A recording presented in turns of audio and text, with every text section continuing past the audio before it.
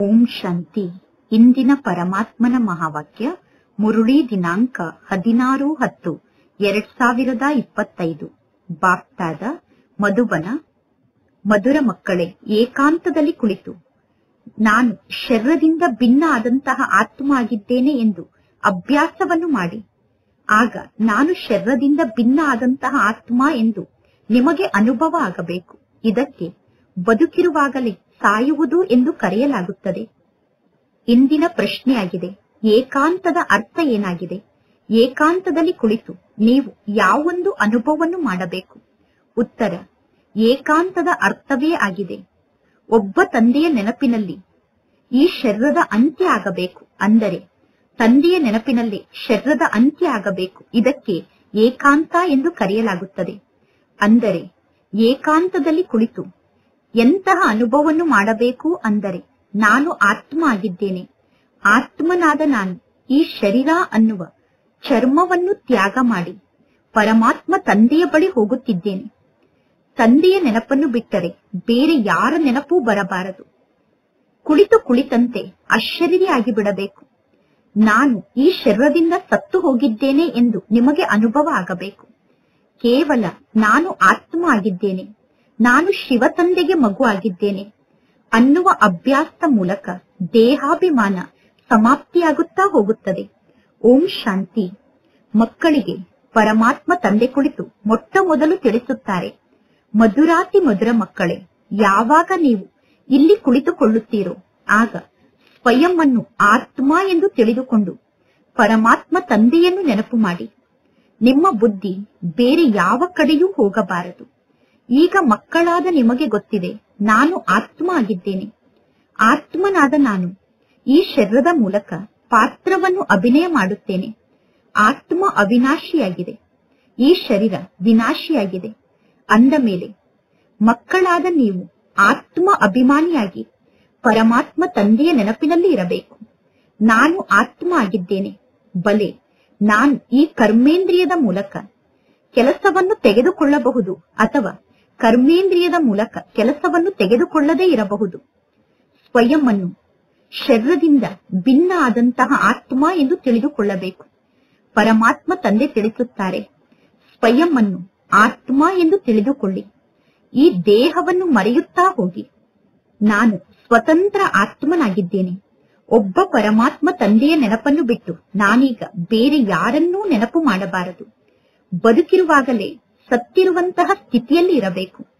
ಆತ್ಮನಾದ ನಾನು ಈಗ ಒಬ್ಬ ತಂದೆಯ ಜೊತೆಗೆ ಯೋಗವನ್ನು ಜೋಡಣೆ ಮಾಡಿರಬೇಕು. ಇನ್ನು ನಾನು ಈ ಜಗತ್ತಿನಿಂದ ಸತ್ತು ಹೋಗಿದ್ದೇನೆ, ಈ ಮನೆಯಿಂದ ಸತ್ತು ಹೋಗಿದ್ದೇನೆ ಎಂದು ತಿಳಿದುಕೊಳ್ಳಬೇಕು. ನೀವು ಸತ್ತರೆ ನಿಮ್ಮ ಪಾಲಿಗೆ ಜಗತ್ತೇ ಸತ್ತಂತೆ ಎಂದು ಹೇಳುತ್ತಾರೆ.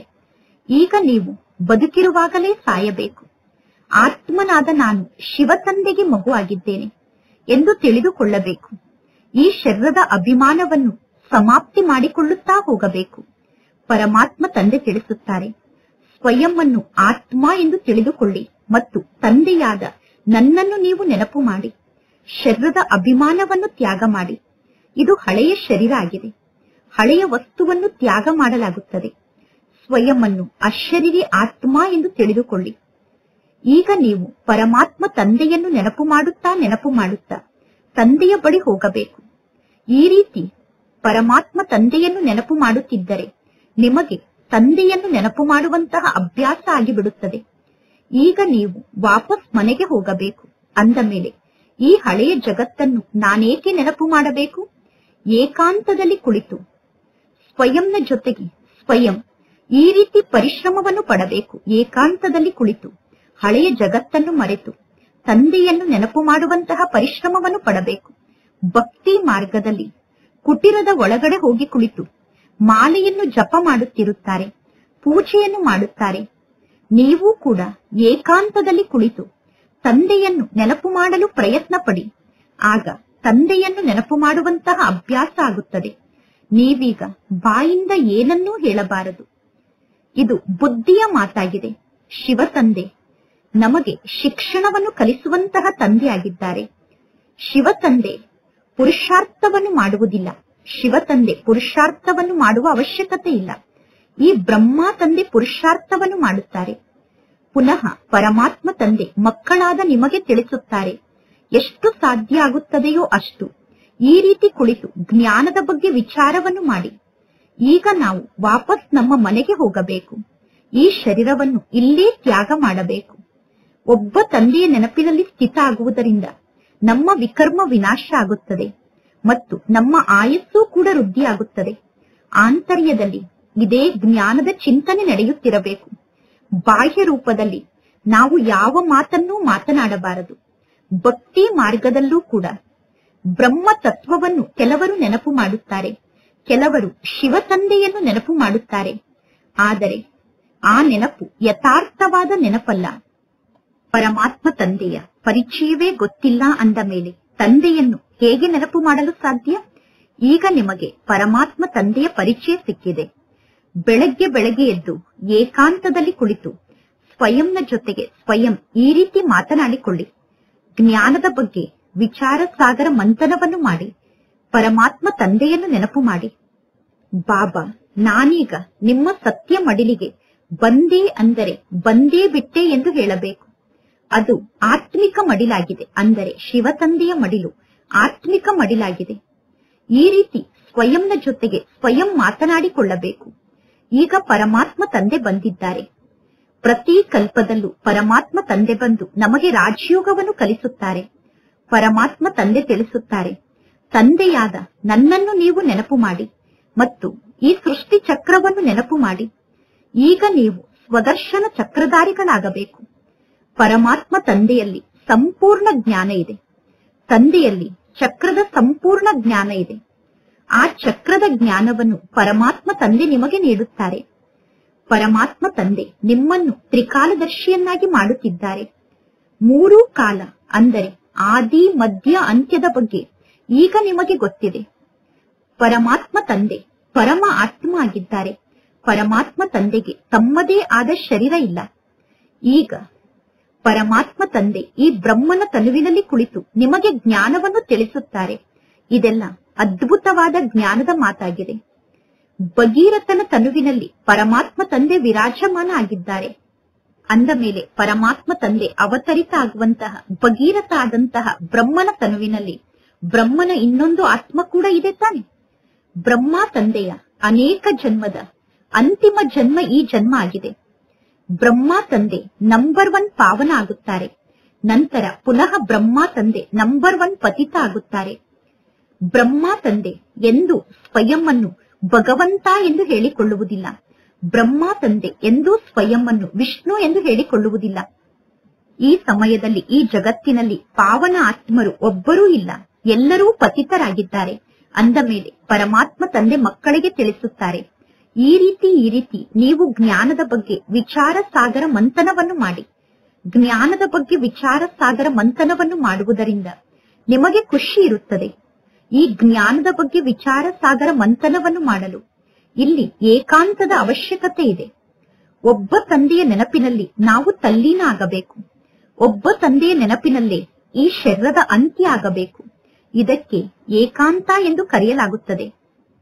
ಒಬ್ಬ ತಂದೆಯ ನೆನಪಿನಲ್ಲಿ ನಮ್ಮ ಶರೀರದ ಅಂತ್ಯ ಆದಾಗ ಈ ಚರ್ಮದ ಶರೀರದಿಂದ ನಾವು ಮುಕ್ತ ಆಗುತ್ತೇವೆ. ಸನ್ಯಾಸಿಗಳು ಬ್ರಹ್ಮಾಂಡವನ್ನು ನೆನಪು ಮಾಡುತ್ತಾರೆ ಅಥವಾ ಬ್ರಹ್ಮ ತತ್ವವನ್ನು ನೆನಪು ಮಾಡುತ್ತಿರುತ್ತಾರೆ. ಬ್ರಹ್ಮಾಂಡವನ್ನು ನೆನಪು ಮಾಡುತ್ತಾ ಅವರ ಶರೀರದ ಅಭಿಮಾನವೇ ಸಮಾಪ್ತಿಯಾಗುತ್ತದೆ. ನಾನೀಗ ಹೋಗಿ ಬ್ರಹ್ಮಾಂಡದಲ್ಲಿ ಲೀನ ಆಗಬೇಕು ಎಂದು ಅವರು ತಿಳಿದುಕೊಳ್ಳುತ್ತಾರೆ. ಕೇವಲ ಏಕಾಂತದಲ್ಲಿ ಕುಳಿತು ತಪಸ್ಸನ್ನು ಮಾಡುತ್ತಿರುತ್ತಾರೆ. ತಪಸ್ಸನ್ನು ಮಾಡುತ್ತಾ ಕುಳಿತಲ್ಲೇ ಶರೀರವನ್ನು ತ್ಯಾಗ ಮಾಡುತ್ತಾರೆ. ಭಕ್ತಿ ಮಾರ್ಗದಲ್ಲಿ ಮನುಷ್ಯರು ಬಹಳಷ್ಟು ಪೆಟ್ಟನ್ನು ತಿನ್ನುತ್ತಾರೆ. ಈ ಜ್ಞಾನ ಮಾರ್ಗದಲ್ಲಿ ಪೆಟ್ಟನ್ನು ತಿನ್ನುವ ಮಾತೇ ಇಲ್ಲ. ಈ ಜ್ಞಾನ ಮಾರ್ಗದಲ್ಲಿ ನಾವು ಪರಮಾತ್ಮ ತಂದೆಯ ನೆನಪಿನಲ್ಲಿ ಸ್ಥಿತ ಆಗಬೇಕು. ಅಂತಿಮ ಸಮಯದಲ್ಲಿ ಒಬ್ಬ ಶಿವ ತಂದೆಯ ನೆನಪನ್ನು ಬಿಟ್ಟು ಬೇರೆ ಯಾರ ನೆನಪೂ ನಮಗೆ ಬರಬಾರದು. ನಾವು ಗೃಹಸ್ಥ ವ್ಯವಹಾರದಲ್ಲೇ ಇರಬೇಕು. ಇನ್ನು ತಂದೆಯನ್ನು ನೆನಪು ಮಾಡಲು ಸಮಯವನ್ನು ಮಾಡಿಕೊಳ್ಳಬೇಕು. ವಿದ್ಯಾರ್ಥಿಗಳಿಗೆ ಶಿಕ್ಷಣವನ್ನು ಕಲಿಯುವ ಆಸಕ್ತಿ ಇರುತ್ತದೆ. ಇದು ಶಿಕ್ಷಣ ಆಗಿದೆ. ಸ್ವಯಂವನ್ನು ಆತ್ಮ ಎಂದು ತಿಳಿದುಕೊಳ್ಳದೇ ಇರುವ ಕಾರಣ ತಂದೆ, ಶಿಕ್ಷಕ, ಗುರು ಎಲ್ಲರನ್ನೂ ಮರೆತು ಬಿಡುತ್ತಾರೆ. ಏಕಾಂತದಲ್ಲಿ ಕುಳಿತು ಈ ರೀತಿ ಜ್ಞಾನದ ಬಗ್ಗೆ ವಿಚಾರವನ್ನು ಮಾಡಿ. ಗೃಹಸ್ಥಿಗಳ ಮನೆಯಲ್ಲಿ ವೈಬ್ರೇಷನ್ ಸರಿ ಇರುವುದಿಲ್ಲ. ಅದಕ್ಕೋಸ್ಕರ ಗೃಹಸ್ಥಿಗಳು ಸಪರೇಟ್ ಆಗಿ ಒಂದು ಕುಟೀರವನ್ನು ಮಾಡಿಕೊಂಡು ಕುಟೀರದಲ್ಲಿ ಏಕಾಂತದಲ್ಲಿ ಹೋಗಿ ಕುಳಿತುಕೊಳ್ಳಿ. ಮಾತೆಯರಿಗೆ ಹಗಲಿನ ಸಮಯದಲ್ಲೂ ಕೂಡ ತಂದೆಯನ್ನು ನೆನಪು ಮಾಡಲು ಸಮಯ ಸಿಗುತ್ತದೆ. ಮಕ್ಕಳು ಮುಂತಾದವರು ಶಾಲೆಗೆ ಹೋಗುತ್ತಾರೆ. ಆಗ ಎಷ್ಟು ಸಮಯ ಸಿಗುತ್ತದೆಯೋ ಅಷ್ಟು ಸಮಯ ತಂದೆಯನ್ನು ನೆನಪು ಮಾಡಲು ಪ್ರಯತ್ನ ಪಡಬೇಕು.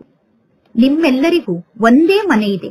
ಪರಮಾತ್ಮ ತಂದೆಗೆ ಎಷ್ಟೊಂದು ಮನೆ ಇದೆ ಮತ್ತು ತಂದೆಯ ಮನೆಯ ಸಂಖ್ಯೆ ವೃದ್ಧಿಯಾಗುತ್ತಿರುತ್ತದೆ. ಮನುಷ್ಯರಿಗೆ ಉದ್ಯೋಗ ವ್ಯವಹಾರದ ಚಿಂತೆ ಇರುತ್ತದೆ. ಉದ್ಯೋಗ ವ್ಯವಹಾರದ ಚಿಂತೆ ಜಾಸ್ತಿಯಾದಾಗ ಮನುಷ್ಯರಿಗೆ ನಿದ್ದೆ ಕೂಡ ಬರುವುದಿಲ್ಲ. ಇದು ಕೂಡ ವ್ಯಾಪಾರ ಆಗಿದೆ. ಪರಮಾತ್ಮ ತಂದೆ ಎಷ್ಟು ದೊಡ್ಡ ಅಕ್ಕಸಾಲಿಗ ಆಗಿದ್ದಾರೆ. ಪರಮಾತ್ಮ ತಂದೆ ಬಹಳ ದೊಡ್ಡ ಎಕ್ಸ್ಚೇಂಜ್ ಮಾಡುವಂತಹ ವ್ಯಾಪಾರವನ್ನು ಮಾಡುತ್ತಾರೆ. ಹಳೆಯ ಶರೀರವನ್ನು ತೆಗೆದುಕೊಂಡು ಹೊಸ ಶರೀರವನ್ನು ನೀಡುತ್ತಾರೆ. ಪರಮಾತ್ಮ ತಂದೆ ನಮ್ಮೆಲ್ಲರಿಗೂ ಮಾರ್ಗವನ್ನು ತೋರಿಸುತ್ತಾರೆ.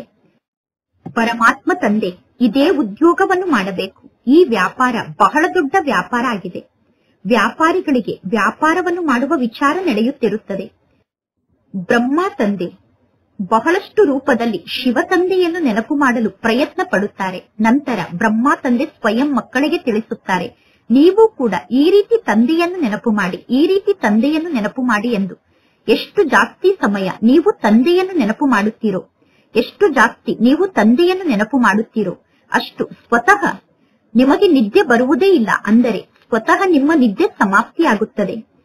ಆತ್ಮಕ್ಕೆ ಸಂಪಾದನೆಯನ್ನು ಮಾಡಿಕೊಳ್ಳುವಾಗ ಖುಷಿಯಾಗುತ್ತದೆ. ಸಂಪಾದನೆ ಆಗುವಾಗ ಆತ್ಮಕ್ಕೆ ಖುಷಿಯಾಗುತ್ತದೆ. ಸಂಪಾದನೆಯನ್ನು ಮಾಡಿಕೊಳ್ಳುವುದಕ್ಕೋಸ್ಕರ ಮನುಷ್ಯರು ರಾತ್ರಿಯ ಸಮಯದಲ್ಲೂ ಕೂಡ ಜಾಗೃತರಾಗಿ ಎದ್ದಿರುತ್ತಾರೆ. ಸೀಸನ್ನ ಸಮಯದಲ್ಲಿ ಸಂಪೂರ್ಣ ರಾತ್ರಿ ಅಂಗಡಿಯನ್ನು ತೆರೆದಿರುತ್ತಾರೆ. ಸೀಸನ್ ಬಂದಾಗ ರಾತ್ರಿಯೆಲ್ಲ ಅಂಗಡಿಯನ್ನು ತೆರೆದು ವ್ಯಾಪಾರವನ್ನು ಮಾಡುತ್ತಾರೆ. ನಿಮ್ಮ ಈ ಸಂಪಾದನೆಯಲ್ಲೂ ಕೂಡ ರಾತ್ರಿಯ ಸಮಯದಲ್ಲಿ ನಿಮಗೆ ಚೆನ್ನಾಗಿ ಸಂಪಾದನೆ ಆಗುತ್ತದೆ ಮತ್ತು ಬೆಳಗ್ಗೆ ಅಮೃತ ವೇಳೆಯ ಸಮಯದಲ್ಲಿ ನಿಮಗೆ ಚೆನ್ನಾಗಿ ಸಂಪಾದನೆ ಆಗುತ್ತದೆ. ನೀವು ಸ್ವದರ್ಶನ ಚಕ್ರಧಾರಿಗಳಾಗುತ್ತೀರಾ, ತ್ರಿಕಾಲದರ್ಶಿಗಳಾಗುತ್ತೀರಾ. 21 ಜನ್ಮಕ್ಕೋಸ್ಕರ ನೀವೀಗ ಹಣವನ್ನು ಸಂಗ್ರಹ ಮಾಡಿಕೊಳ್ಳುತ್ತೀರಾ. ಮನುಷ್ಯರು ಶ್ರೀಮಂತರಾಗುವುದಕ್ಕೋಸ್ಕರ ಎಷ್ಟೊಂದು ಪುರುಷಾರ್ಥವನ್ನು ಮಾಡುತ್ತಾರೆ. ನೀವೀಗ ತಂದೆಯನ್ನು ನೆನಪು ಮಾಡಿದರೆ ನಿಮ್ಮ ವಿಕರ್ಮ ವಿನಾಶ ಆಗುತ್ತದೆ. ತಂದೆಯ ನೆನಪಿನ ಮೂಲಕ ನಿಮಗೆ ಶಕ್ತಿ ಸಿಗುತ್ತದೆ. ನೀವು ನೆನಪಿನ ಯಾತ್ರೆಯಲ್ಲಿ ಸ್ಥಿತ ಆಗದೇ ಇದ್ದರೆ ನಿಮಗೆ ನೀವೇ ಬಹಳಷ್ಟು ನಷ್ಟವನ್ನು ಮಾಡಿಕೊಳ್ಳುತ್ತೀರಾ. ನೆನಪಿನ ಯಾತ್ರೆಯಲ್ಲಿ ಸ್ಥಿತ ಆಗದೇ ಇದ್ದರೆ ನಿಮಗೆ ಬಹಳಷ್ಟು ನಷ್ಟ ಆಗುತ್ತದೆ. ಏಕೆಂದರೆ ತಲೆಯ ಮೇಲೆ ಪಾಪದ ಹೊರೆ ಬಹಳಷ್ಟು ಜಾಸ್ತಿ ಇದೆ. ಈಗ ಸಂಪಾದನೆಯನ್ನು ಜಮಾ ಮಾಡಿಕೊಳ್ಳಬೇಕು. ಒಬ್ಬ ತಂದೆಯನ್ನು ನೆನಪು ಮಾಡಬೇಕು ಮತ್ತು ತ್ರಿಕಾಲದರ್ಶಿಗಳಾಗಬೇಕು. ಇದು ಅವಿನಾಶಿ ಧನ ಆಗಿದೆ. ಅರ್ಧ ಕಲ್ಪಕ್ಕೋಸ್ಕರ ಈ ಅವಿನಾಶಿ ಹಣವನ್ನು ಸಂಗ್ರಹ ಮಾಡಿಕೊಳ್ಳಬೇಕು. ನಿಮ್ಮ ಈ ಜೀವನ ಬಹಳಷ್ಟು ಬೆಲೆ ಬಾಳುವಂತಹ ಜೀವನ ಆಗಿದೆ. ವಿಚಾರ ಸಾಗರ ಮಂಥನವನ್ನು ಮಾಡಿ ಜ್ಞಾನ ರತ್ನವನ್ನು ತೆಗೆಯಬೇಕು. ವಿಚಾರ ಸಾಗರ ಮಂಥನವನ್ನು ಮಾಡಿ ರತ್ನವನ್ನು ಹುಡುಕಬೇಕು. ಹೇಗೆ ಬ್ರಹ್ಮ ತಂದೆ ಸ್ವಯಂ ವಿಚಾರ ಸಾಗರ ಮಂಥನವನ್ನು ಮಾಡುತ್ತಾರೆ. ಬ್ರಹ್ಮ ತಂದೆ ಮಕ್ಕಳಿಗೂ ಕೂಡ ಯುಕ್ತಿಯನ್ನು ತಿಳಿಸುತ್ತಾರೆ. ಮಕ್ಕಳು ತಂದೆಗೆ ಹೇಳುತ್ತಾರೆ, ಬಾಬಾ, ಮಾಯೆಯ ಬಿರುಗಾಳಿ ಬಹಳಷ್ಟು ಬರುತ್ತದೆ ಎಂದು. ಪರಮಾತ್ಮ ತಂದೆ ತಿಳಿಸುತ್ತಾರೆ, ಎಷ್ಟು ಸಾಧ್ಯ ಆಗುತ್ತದೆಯೋ ಅಷ್ಟು ಸ್ವಯಂಗೋಸ್ಕರ ಸಂಪಾದನೆಯನ್ನು ಮಾಡಿಕೊಳ್ಳಿ. ಈ ಸಂಪಾದನೆಯೇ ಕೆಲಸಕ್ಕೆ ಬರುತ್ತದೆ. ಏಕಾಂತದಲ್ಲಿ ಕುಳಿತು ತಂದೆಯನ್ನು ನೆನಪು ಮಾಡಬೇಕು. ಮಂದಿರಕ್ಕೆ ಹೋಗಿ ನೀವು ಬಹಳಷ್ಟು ಸೇವೆಯನ್ನು ಮಾಡಬಹುದು. ನಿಮಗೆ ಸಮಯ ಇದ್ದರೆ ಮಂದಿರಕ್ಕೆ ಹೋಗಿ ಬಹಳಷ್ಟು ಸೇವೆಯನ್ನು ಮಾಡಿ. ಸದಾ ಬ್ಯಾಡ್ಜ್ ಅನ್ನು ಹಾಕಿಕೊಂಡಿರಬೇಕು. ಆಗ ನೀವು ಆತ್ಮಿಕ ಮಿಲಿಟರಿಯವರಾಗಿದ್ದೀರಾ ಎಂದು ಎಲ್ಲರೂ ತಿಳಿದುಕೊಳ್ಳುತ್ತಾರೆ. ನಾವೀಗ ಸ್ವರ್ಗದ ಸ್ಥಾಪನೆಯನ್ನು ಮಾಡುತ್ತಿದ್ದೇವೆ ಎಂದು ನೀವು ಬರೆಯುತ್ತೀರಾ. ಆದಿ ಸನಾತನ ದೇವಿ ದೇವತಾ ಧರ್ಮ ಇತ್ತು. ಈಗ ದೇವತಾ ಧರ್ಮ ಇಲ್ಲ. ಈಗ ಪುನಃ ಪರಮಾತ್ಮ ತಂದೆ ದೇವತಾ ಧರ್ಮವನ್ನು ಸ್ಥಾಪನೆ ಮಾಡುತ್ತಾರೆ. ಲಕ್ಷ್ಮೀ ನಾರಾಯಣ ಆಗುವುದೇ ನಮ್ಮ ಗುರಿ ಉದ್ದೇಶ ಆಗಿದೆ. ಯಾವ ಸಮಯದಲ್ಲಿ ಬೇಕಾದರೂ ಈ ಟ್ರಾನ್ಸ್ಲೈಟ್ ನ ಚಿತ್ರವನ್ನು ಬ್ಯಾಟರಿಯ ಜೊತೆಗೆ ತೆಗೆದುಕೊಂಡು ಹೋಗಿ ನೀವು ಪರಿಕ್ರಮಣೆಯನ್ನು ಮಾಡಬಹುದು. ಮತ್ತು ನೀವು ಎಲ್ಲರಿಗೂ ಹೇಳಬೇಕು, ಈಗ ಈ ಲಕ್ಷ್ಮೀ ನಾರಾಯಣರ ರಾಜ್ಯವನ್ನು ನಾವು ಸ್ಥಾಪನೆ ಮಾಡುತ್ತಿದ್ದೇವೆ ಎಂದು. ಈ ಲಕ್ಷ್ಮೀ ನಾರಾಯಣರ ಚಿತ್ರ ಎಲ್ಲಾ ಚಿತ್ರಕ್ಕಿಂತ ಬಹಳ ಫಸ್ಟ್ ಕ್ಲಾಸ್ ಆದ ಚಿತ್ರ ಆಗಿದೆ. ಈ ಚಿತ್ರ ಬಹಳಷ್ಟು ಪ್ರಸಿದ್ಧ ಆಗುತ್ತದೆ. ಕೇವಲ ಒಬ್ಬ ಲಕ್ಷ್ಮೀನಾರಾಯಣರಷ್ಟೇ ಇರಲಿಲ್ಲ, ಸಂಪೂರ್ಣ ಲಕ್ಷ್ಮೀನಾರಾಯಣರ ರಾಜಧಾನಿಯೇ ಇತ್ತು. ಈ ಸ್ವರಾಜ್ಯವನ್ನು ನಾವೀಗ ಸ್ಥಾಪನೆ ಮಾಡುತ್ತಿದ್ದೇವೆ. ಈಗ ಪರಮಾತ್ಮ ತಂದೆ ತಿಳಿಸುತ್ತಾರೆ, ಮನ್ಮನಾಭವ ಅಂದರೆ ತಂದೆಯಾದ ನನ್ನೊಬ್ಬನನ್ನೇ ನೀವು ನೆನಪು ಮಾಡಿ, ಆಗ ನಿಮ್ಮ ವಿಕರ್ಮ ವಿನಾಶ ಆಗುತ್ತದೆ. ನಾವು ಗೀತೆಯ ಸಪ್ತಾಹವನ್ನು ಆಚರಣೆ ಮಾಡುತ್ತೇವೆ ಎಂದು ಎಲ್ಲರೂ ಹೇಳುತ್ತಾರೆ. ಪರಮಾತ್ಮ ತಂದೆ ತಿಳಿಸುತ್ತಾರೆ, ಕಲ್ಪದ ಮೊದಲಿನಂತೆ ಈ ಎಲ್ಲಾ ಪ್ಲಾನ್ಗಳ ರಚನೆ ಆಗುತ್ತಿದೆ. ಪರಿಕ್ರಮಣೆಯನ್ನು ಮಾಡುವುದಕ್ಕೋಸ್ಕರ ಚಿತ್ರವನ್ನು ತೆಗೆದುಕೊಂಡು ಹೋಗಬೇಕು. ನೀವು ಶಾಂತಿ ಯಾತ್ರೆಯನ್ನು ಮಾಡುವಾಗ ಚಿತ್ರವನ್ನೂ ಕೂಡ ತೆಗೆದುಕೊಂಡು ಹೋಗಬೇಕು.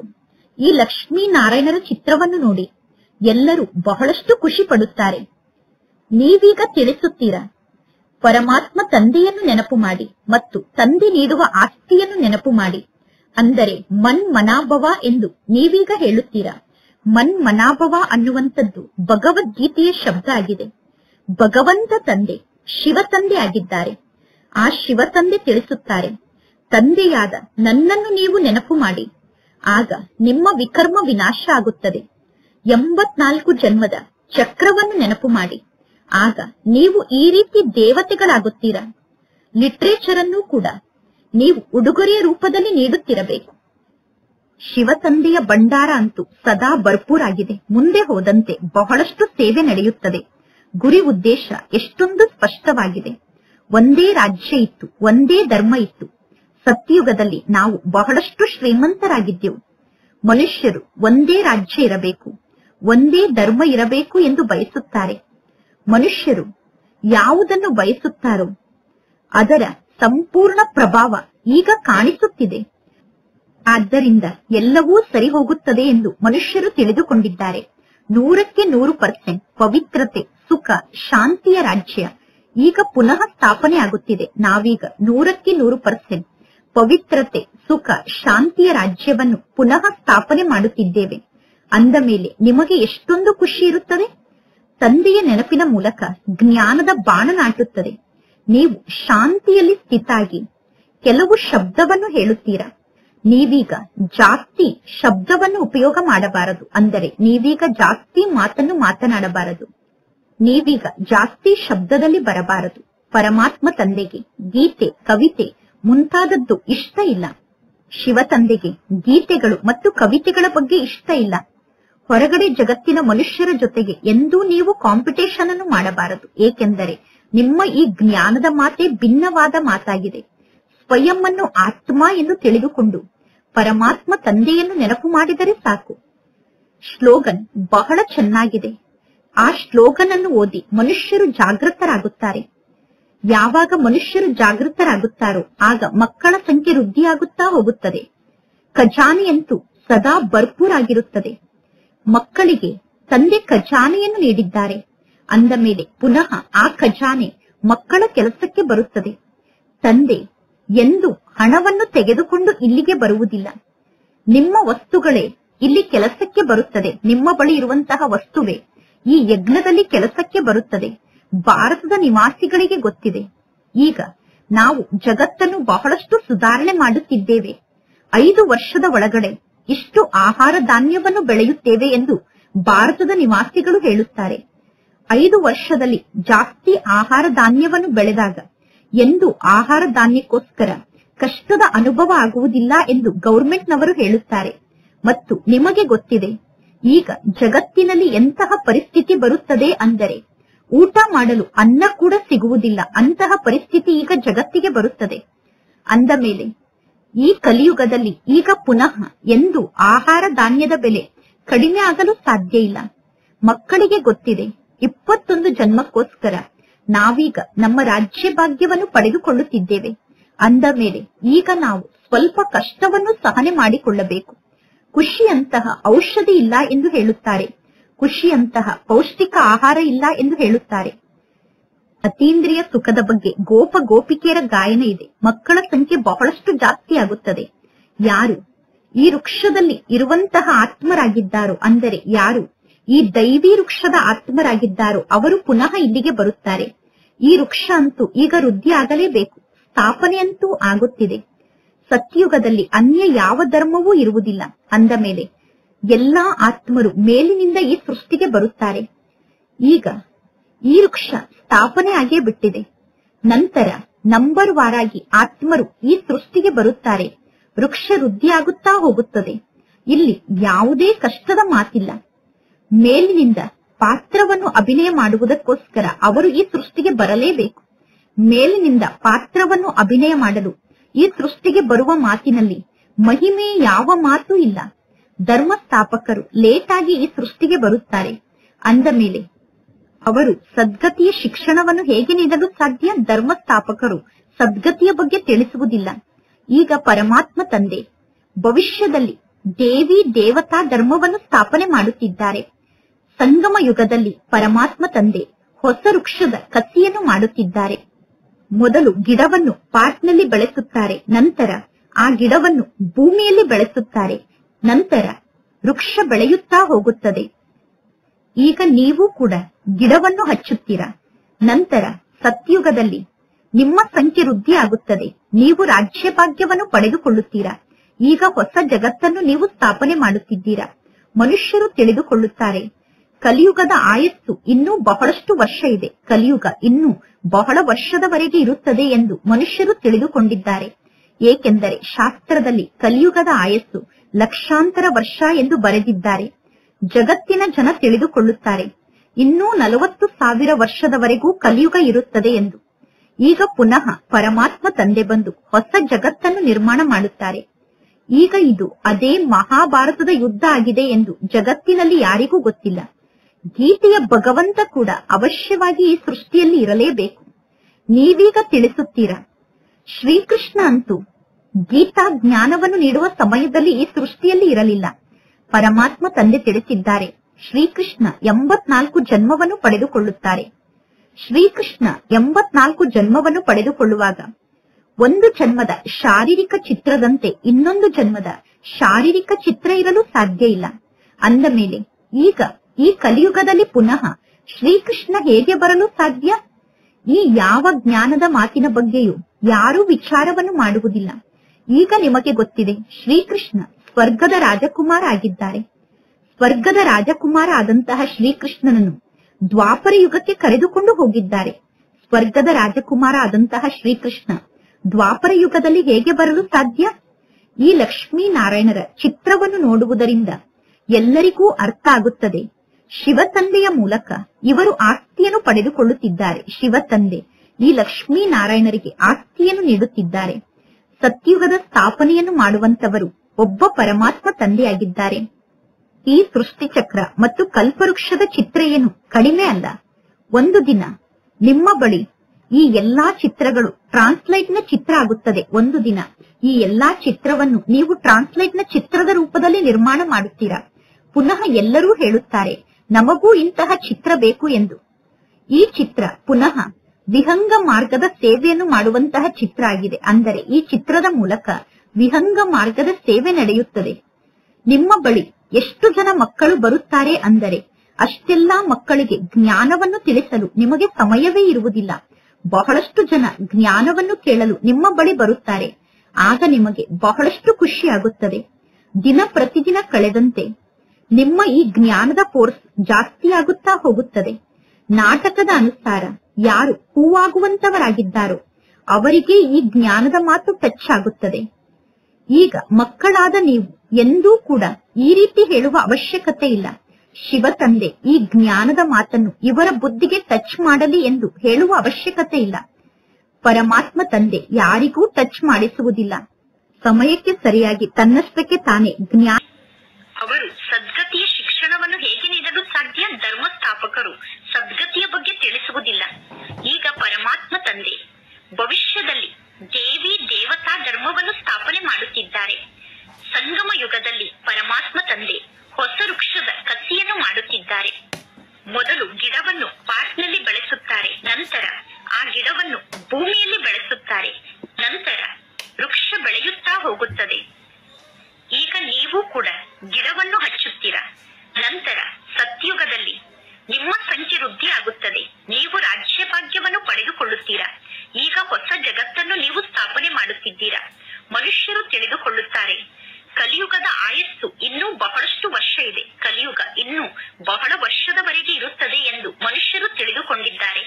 ಏಕೆಂದರೆ ಶಾಸ್ತ್ರದಲ್ಲಿ ಕಲಿಯುಗದ ಆಯಸ್ಸು ಲಕ್ಷಾಂತರ ವರ್ಷ ಎಂದು ಬರೆದಿದ್ದಾರೆ. ಜಗತ್ತಿನ ಜನ ತಿಳಿದುಕೊಳ್ಳುತ್ತಾರೆ ಇನ್ನೂ 40,000 ವರ್ಷದವರೆಗೂ ಕಲಿಯುಗ ಇರುತ್ತದೆ ಎಂದು. ಈಗ ಪುನಃ ಪರಮಾತ್ಮ ತಂದೆ ಬಂದು ಹೊಸ ಜಗತ್ತನ್ನು ನಿರ್ಮಾಣ ಮಾಡುತ್ತಾರೆ. ಈಗ ಇದು ಅದೇ ಮಹಾಭಾರತದ ಯುದ್ಧ ಆಗಿದೆ ಎಂದು ಜಗತ್ತಿನಲ್ಲಿ ಯಾರಿಗೂ ಗೊತ್ತಿಲ್ಲ. ಗೀತೆಯ ಭಗವಂತ ಕೂಡ ಅವಶ್ಯವಾಗಿ ಈ ಸೃಷ್ಟಿಯಲ್ಲಿ ಇರಲೇಬೇಕು. ನೀವೀಗ ತಿಳಿಸುತ್ತೀರಾ, ಶ್ರೀಕೃಷ್ಣ ಅಂತೂ ಗೀತಾ ಜ್ಞಾನವನ್ನು ನೀಡುವ ಸಮಯದಲ್ಲಿ ಈ ಸೃಷ್ಟಿಯಲ್ಲಿ ಇರಲಿಲ್ಲ. ಪರಮಾತ್ಮ ತಂದೆ ತಿಳಿಸಿದ್ದಾರೆ, ಶ್ರೀಕೃಷ್ಣ 84 ಜನ್ಮವನ್ನು ಪಡೆದುಕೊಳ್ಳುತ್ತಾರೆ. ಶ್ರೀಕೃಷ್ಣ 84 ಜನ್ಮವನ್ನು ಪಡೆದುಕೊಳ್ಳುವಾಗ ಒಂದು ಜನ್ಮದ ಶಾರೀರಿಕ ಚಿತ್ರದಂತೆ ಇನ್ನೊಂದು ಜನ್ಮದ ಶಾರೀರಿಕ ಚಿತ್ರ ಇರಲು ಸಾಧ್ಯ ಇಲ್ಲ. ಅಂದ ಮೇಲೆ ಈಗ ಈ ಕಲಿಯುಗದಲ್ಲಿ ಪುನಃ ಶ್ರೀಕೃಷ್ಣ ಹೇಗೆ ಬರಲು ಸಾಧ್ಯ? ಈ ಯಾವ ಜ್ಞಾನದ ಮಾತಿನ ಬಗ್ಗೆಯೂ ಯಾರೂ ವಿಚಾರವನ್ನು ಮಾಡುವುದಿಲ್ಲ. ಈಗ ನಿಮಗೆ ಗೊತ್ತಿದೆ, ಶ್ರೀಕೃಷ್ಣ ಸ್ವರ್ಗದ ರಾಜಕುಮಾರ ಆಗಿದ್ದಾರೆ. ಸ್ವರ್ಗದ ರಾಜಕುಮಾರ ಆದಂತಹ ಶ್ರೀಕೃಷ್ಣನನ್ನು ದ್ವಾಪರ ಯುಗಕ್ಕೆ ಕರೆದುಕೊಂಡು ಹೋಗಿದ್ದಾರೆ. ಸ್ವರ್ಗದ ರಾಜಕುಮಾರ ಆದಂತಹ ಶ್ರೀಕೃಷ್ಣ ದ್ವಾಪರ ಯುಗದಲ್ಲಿ ಹೇಗೆ ಬರಲು ಸಾಧ್ಯ? ಈ ಲಕ್ಷ್ಮೀನಾರಾಯಣರ ಚಿತ್ರವನ್ನು ನೋಡುವುದರಿಂದ ಎಲ್ಲರಿಗೂ ಅರ್ಥ ಆಗುತ್ತದೆ. ಶಿವ ತಂದೆಯ ಮೂಲಕ ಇವರು ಆಸ್ತಿಯನ್ನು ಪಡೆದುಕೊಳ್ಳುತ್ತಿದ್ದಾರೆ. ಶಿವ ತಂದೆ ಈ ಲಕ್ಷ್ಮೀನಾರಾಯಣರಿಗೆ ಆಸ್ತಿಯನ್ನು ನೀಡುತ್ತಿದ್ದಾರೆ. ಸತ್ಯುಗದ ಸ್ಥಾಪನೆಯನ್ನು ಮಾಡುವಂತವರು ಒಬ್ಬ ಪರಮಾತ್ಮ ತಂದೆಯಾಗಿದ್ದಾರೆ. ಈ ಸೃಷ್ಟಿ ಚಕ್ರ ಮತ್ತು ಕಲ್ಪವೃಕ್ಷದ ಚಿತ್ರ ಏನು ಕಡಿಮೆ ಅಲ್ಲ. ಒಂದು ದಿನ ನಿಮ್ಮ ಬಳಿ ಈ ಎಲ್ಲಾ ಚಿತ್ರಗಳು ಟ್ರಾನ್ಸ್ಲೇಟ್ ನ ಚಿತ್ರ ಆಗುತ್ತದೆ. ಒಂದು ದಿನ ಈ ಎಲ್ಲಾ ಚಿತ್ರವನ್ನು ನೀವು ಟ್ರಾನ್ಸ್ಲೇಟ್ ನ ಚಿತ್ರದ ರೂಪದಲ್ಲಿ ನಿರ್ಮಾಣ ಮಾಡುತ್ತೀರಾ. ಪುನಃ ಎಲ್ಲರೂ ಹೇಳುತ್ತಾರೆ, ನಮಗೂ ಇಂತಹ ಚಿತ್ರ ಬೇಕು ಎಂದು. ಈ ಚಿತ್ರ ಪುನಃ ವಿಹಂಗ ಮಾರ್ಗದ ಸೇವೆಯನ್ನು ಮಾಡುವಂತಹ ಚಿತ್ರ ಆಗಿದೆ. ಅಂದರೆ ಈ ಚಿತ್ರದ ಮೂಲಕ ವಿಹಂಗ ಮಾರ್ಗದ ಸೇವೆ ನಡೆಯುತ್ತದೆ. ನಿಮ್ಮ ಬಳಿ ಎಷ್ಟು ಜನ ಮಕ್ಕಳು ಬರುತ್ತಾರೆ ಅಂದರೆ ಅಷ್ಟೆಲ್ಲಾ ಮಕ್ಕಳಿಗೆ ಜ್ಞಾನವನ್ನು ತಿಳಿಸಲು ನಿಮಗೆ ಸಮಯವೇ ಇರುವುದಿಲ್ಲ. ಬಹಳಷ್ಟು ಜನ ಜ್ಞಾನವನ್ನು ಕೇಳಲು ನಿಮ್ಮ ಬಳಿ ಬರುತ್ತಾರೆ. ಆಗ ನಿಮಗೆ ಬಹಳಷ್ಟು ಖುಷಿ ಆಗುತ್ತದೆ.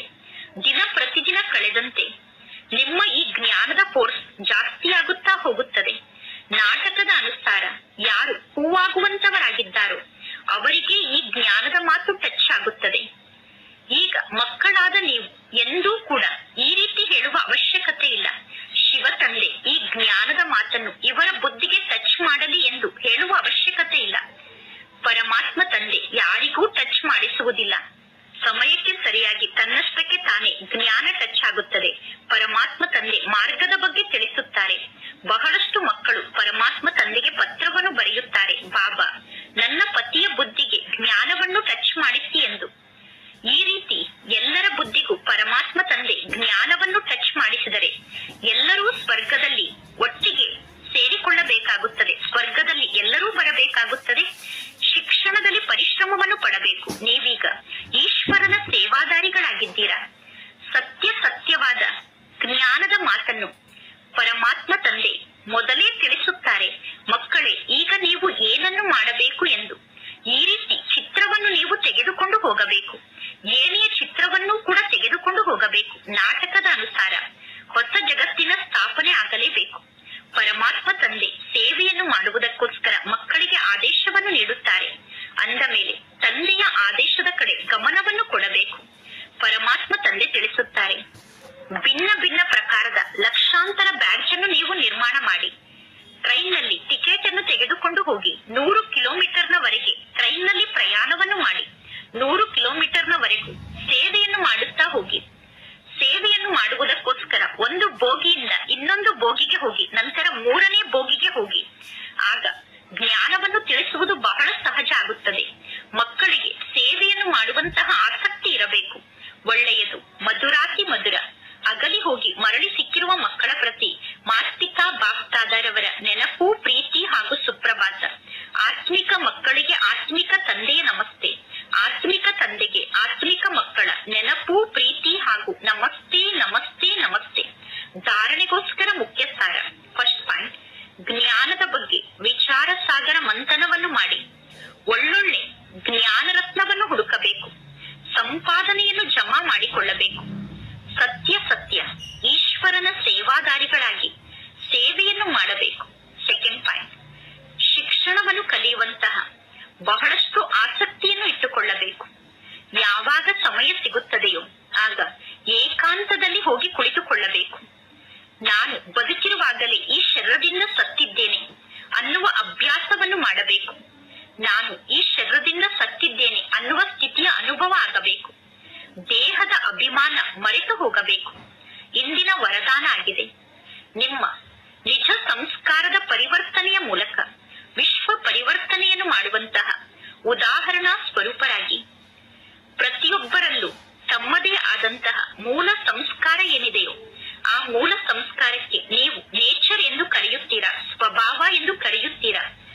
ಸಮಯಕ್ಕೆ ಸರಿಯಾಗಿ ಪುರುಷಾರ್ಥದ ಮಾರ್ಗದಲ್ಲಿ ಮುಂದೆ ಹೋಗುವಾಗ ಆ ಸ್ವಭಾವ ಅಥವಾ ಮೂಲ ಸಂಸ್ಕಾರವೇ ಅಡೆತಡೆಯನ್ನು ಹಾಕುತ್ತದೆ. ಆ ಮೂಲ ಸಂಸ್ಕಾರವನ್ನು ಪರಿವರ್ತನೆ ಮಾಡಿಕೊಂಡು ಉದಾಹರಣಾ ಸ್ವರೂಪರಾಗಿ ಆಗ ಸಂಪೂರ್ಣ ವಿಶ್ವದ ಪರಿವರ್ತನೆ ಆಗುತ್ತದೆ. ಈಗ ಈ ರೀತಿ ಸ್ವಯಂವನ್ನು ಪರಿವರ್ತನೆ ಮಾಡಿಕೊಳ್ಳಿ. ಆದಿಯ ಸಮಯದಿಂದ ಇವರಲ್ಲಿ ಇಂತಹ ಸಂಸ್ಕಾರ ಇದೆ ಎಂದು ಯಾರೂ ವರ್ಣನೆಯನ್ನು ಮಾಡಬಾರದು. ಪರ್ಸೆಂಟೇಜ್ ನಲ್ಲಿ ಅಂಶ ಮಾತ್ರದಲ್ಲೂ ಹಳೆಯ ಸಂಸ್ಕಾರ ನಿಮ್ಮಲ್ಲಿ ಕಾಣಿಸಬಾರದು. ಹಳೆಯ ಸಂಸ್ಕಾರದ ಬಗ್ಗೆ ಯಾರು ನಿಮ್ಮನ್ನು ನೋಡಿ ವರ್ಣನೆಯನ್ನು ಮಾಡಬಾರದು. ಆಗ ಸಂಪೂರ್ಣ ಪರಿವರ್ತನೆಯನ್ನು ಮಾಡಿಕೊಂಡು ಉದಾಹರಣಾ ಸ್ವರೂಪ ಆತ್ಮರು ನೀವಾಗಿದ್ದೀರಾ ಎಂದು ನಿಮ್ಮನ್ನು ನೋಡಿ ಎಲ್ಲರೂ ಹೇಳುತ್ತಾರೆ. ಇಂದಿನ ಶ್ಲೋಗನ್ ಆಗಿದೆ. ಈಗ ಪ್ರಯತ್ನವನ್ನು ಮಾಡುವಂತಹ ಸಮಯ ಸಮಾಪ್ತಿಯಾಗಿದೆ. ಆದ್ದರಿಂದ ಮನಸ್ಸಿನಿಂದ ಪ್ರತಿಜ್ಞೆಯನ್ನು ಮಾಡಿ ಜೀವನವನ್ನು ಪರಿವರ್ತನೆ ಮಾಡಿಕೊಳ್ಳಿ. ಇಂದಿನ ಅವ್ಯಕ್ತ ಸೂಚನೆ ಟಚ್ ಆಗುತ್ತದೆ.